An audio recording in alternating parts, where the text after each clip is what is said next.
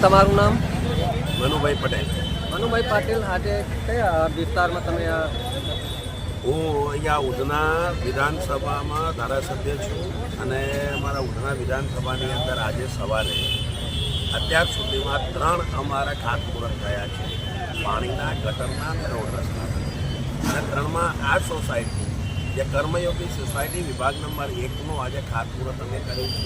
અને અહીંયા 27 લાખનું મહાનગરપાલિકા દ્વારા કોર્પોરેટરોની અને ધારાસભ્યની ગ્રાન્ટોમાંથી આ સોસાયટીને ગટર, પાણી અને રોડ રસ્તા આ ત્રણેય વસ્તુઓ નવી આપી અને આવનારા 25 વર્ષની સુખાકારી માટે પોતાની ગ્રાન્ટનો સારી રીતનો ઉપયોગ થાય એ દિશામાં આગળ વધી રહ્યા છે. ઉધના વિધાનસભાના ક્ષેત્રમાં આવતા 4 વોર્ડ, અમારા 4 થી 5 વોર્ડ છે, એની દરેક સોસાયટીઓમાં આ જ રીતે અમે આગળ વધી રહ્યા છીએ. આ જ રીતે અમારા વોર્ડ નંબર 24ના કોર્પોરેટર સોમનાથભાઈ, ડૉક્ટર સાહેબ અને એની સાથે સાથે વોર્ડ નંબર 28 છે, વોર્ડ નંબર 23 છે, વોર્ડ નંબર 29 છે, વોર્ડ નંબર 25 છે. આ દરેક વોર્ડની અંદર અલગ અલગ ગ્રાન્ટો આપીને ગટર, પાણી, રોડ અને રસ્તા અને એની સાથે સાથે વીજળી, આ દરેકની સુવિધાઓ સભર એક સારી દિશામાં આગળ વધી રહ્યા છે. રહીશોની સુખાકારી એ જ અમારો સંકલ્પ છે અને અમે એ સંકલ્પને વળગી રહ્યા છીએ. સાહેબ, સ્માર્ટ મીટરને લઈને લોકો જે કન્ફ્યુઝન છે એના માટે થોડીક જાણ આપશો. સ્માર્ટ મીટરના માટેની જે અફવાઓ છે એ તદ્દન ગેરવ્યાજબી અને ખોટી દિશામાં છે.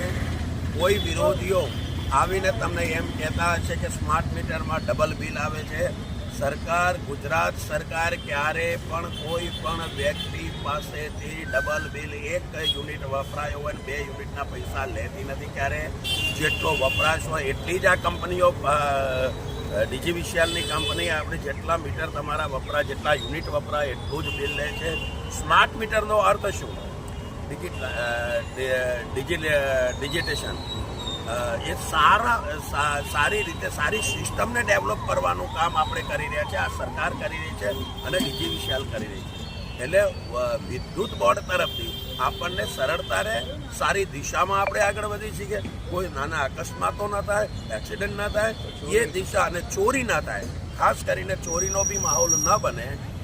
આ જે પણ આ લોકો અફવા ફેલાવે છે એ લોકો પોતાને ત્યાં યા તો આજુબાજુમાં ચોરી કરતા હશે, એવા જ વ્યક્તિઓ આ દિશામાં લોકોને ભડકાવવાનું કામ કરે છે. બાકી મારા પોતાને ત્યાં સ્માર્ટ મીટર છે, એવી કોઈ તકલીફ નથી કે જે તમારું મીટરનું બિલ પહેલાં આવતું હતું એટલું જ બિલ આવે છે, એમાં કોઈ પ્લસ માઇનસ નથી.